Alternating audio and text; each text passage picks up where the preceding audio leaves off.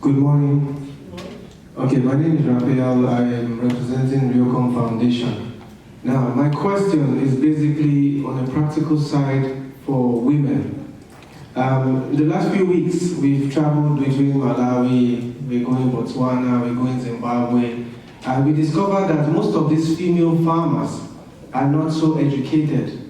Now, with USAID and other things, I've been doing USAID projects in Liberia through EDC for education and other NGOs we've worked with, but we found out that most of these women can't read and write.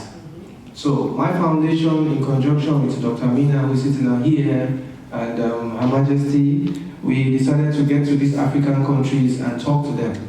We discovered that most of the agricultural products moving are eggs. Why don't we have programs to help women farmers in egg production?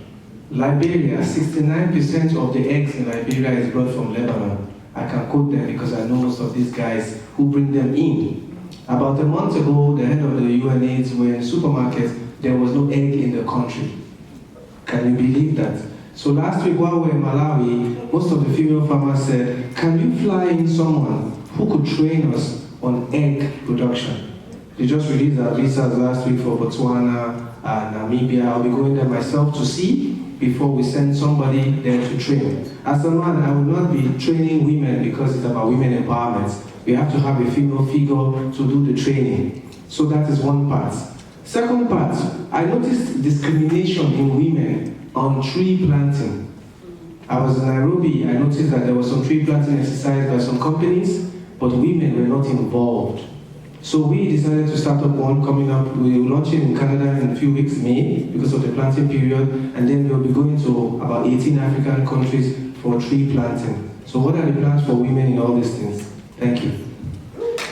Well, that's a really big topic, and it is International Women's Month, right? I worked with one of the first women-only microfinance banks in Tanzania, putting in 10 branches.